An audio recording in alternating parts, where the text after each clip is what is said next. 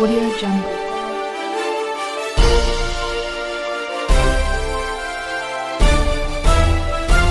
Audio Jungle. Good afternoon.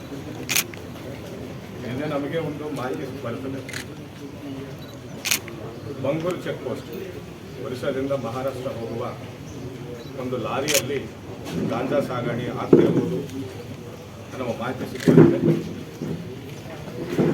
ಆ lorry ಒಟ್ಟಿಗೆ ಒಂದು ಎಸ್ಕಾರ್ಟ್ ವೆಹಿಕಲ್, ಅವರಿಗೆ ಪ್ರೊಟೆಕ್ಷನ್ಗಾಗಿ ಅಥವಾ ಅವರಿಗೆ ವಾರ್ನಿಂಗ್ ಕೊಡುವುದಕ್ಕಾಗಿ ಇನ್ನೊಂದು ವೆಹಿಕಲ್, ಇನ್ನೊಂದು ಕಾರು ಕೂಡ ಈ ಸಾಗಣೆಗೆ ಸಹಕರಿಸುತ್ತಾ ಈ ಲಾರಿ ಒಟ್ಟಿಗೆ ಹೋಗ್ತಾ ಇದೆ ಅನ್ನೋ ಮಾಹಿತಿ ನಮಗೆ ನಿನ್ನೆ ಬರ್ತದೆ. ಮಾಹಿತಿ ಬಂದ ತಕ್ಷಣ ನಾವು ನಮ್ಮ ಜಿಲ್ಲಾಧಿಕಾರಿಗಳು ಐಜಿಎಸ್ಆರ್ ತಿಳಿಸಿ ಒಂದು ತಂಡವನ್ನು ರಚಿಸಿ ಸ್ಪಾಟ್ಗೆ ಕಳಿಸ್ಕೊಡ್ತೇವೆ ಬಂಗೂರು ಚೆಕ್ ಪೋಸ್ಟ್ಗೆ.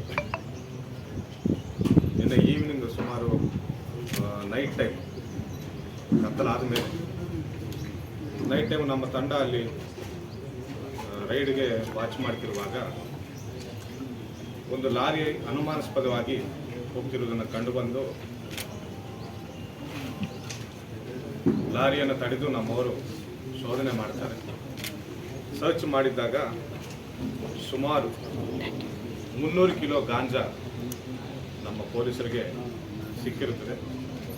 300 ಕಿಲೋ ಗಾಂಜಾವನ್ನು ಪ್ಯಾಕ್ ಮಾಡಿ, ಪ್ರಾಪರ್ಲಿ ಪ್ರೊಫೆಷನಲಿ ಪ್ಯಾಕ್ ಮಾಡಿ 300 ಕಿಲೋ ಗಾಂಜಾವನ್ನು ಒರಿಸ್ಸಾದಿಂದ ಮಹಾರಾಷ್ಟ್ರಕ್ಕೆ ಸಾಗಣೆ ಮಾಡ್ತಿರುವುದಾಗಿ ಆರೋಪಿಗಳು ತಿಳಿಸಿರುತ್ತಾರೆ. ನಮಗೆ ಮಾಹಿತಿ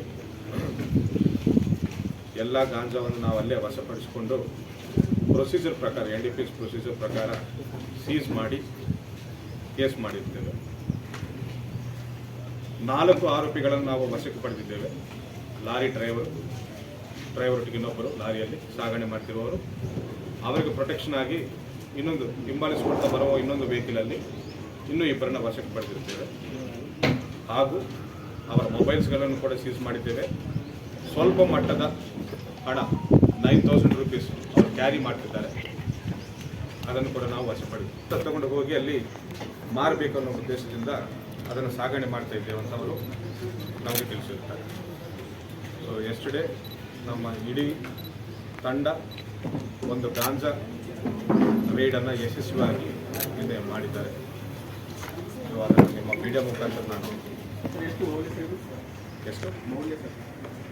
ಅರೌಂಡ್ ಒಂದು 3 ಕೋಟಿ ರೂಪಾಯಿ, 1 ಕಿಲೋ 1 ಲ್ಯಾಕ್ ರೂಪೀಸ್ ಅಂತ ಮಾರಬೇಕಂತ ಇರ್ತಾರೆ ಅವರು.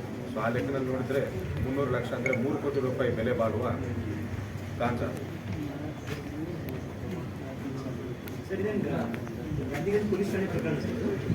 ಮಾಹಿತಿ ನಮ್ಮ ಇನ್ಸ್ಪೆಕ್ಟರ್ ಬರುತ್ತದೆ.